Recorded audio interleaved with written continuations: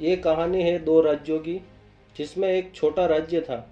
उसमें रहने वालों की संख्या कम थी और वह समुद्र किनारे पर बसा हुआ था।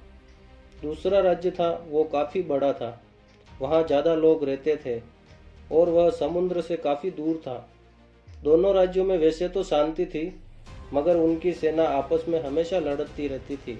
बड़े राज्य का जो राजा था, वो छोटे राज्य पर कब्जा करके अपने साम्राज्य को बढ़ाना चाहता था, जिसकी वजह से वो हमेशा अपनी सेना को भेजकर उस छोटे राज्य पर हमला कर देता था।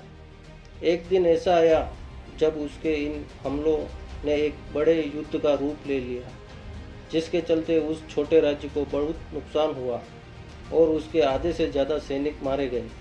उस छोटे राज्य के राजा को समझ नहीं आया कि वो क्या करे, क्योंकि उसे अपने राज्य को बचाने के लिए हजारों सैनिकों से अभी और युद्ध करना था, लेकिन उसके पास कुछ ही सैनिक बचे थे।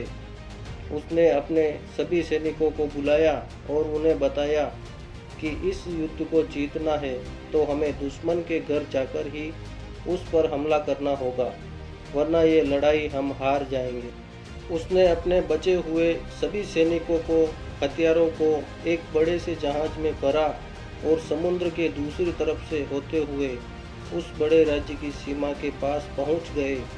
वहां पहुंचकर उसने जहाज से सारा सामान बाहर निकाला और अपने सैनिकों से कहा कि इस जहाज को पूरी तरह जला दो। सैनिकों को कुछ समझ नहीं आया, लेकिन राजा का आदेश था तो मानना ही था, तो उन्होंने इस जहाज में आग लगा दी। इसके बाद राजा ने अपने सैनिकों को एकजुट किया और कहा, जिस जहाज से हम आए थे वो कुछ देर में पूरी तरह जलकर राख हो जाएगा। अब हमारे पास सिर्फ एक ही रास्ता है, हम इस लड़ाई को जीतने का या फिर इस लड़ाई में शहीद हो जाने का। इस जहाज के साथ ही हमारे पीछे जाने के सभी रास्ते भी जल गए हैं। हमें अब सिर्फ युद्ध पर ध्यान देना है और इस लड़ाई में जीत हासिल करनी है।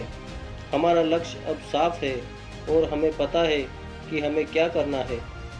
इसके बाद उस राजा ने अपने सैनिकों के साथ मिलकर उस राज्य पर हमला कर दिया।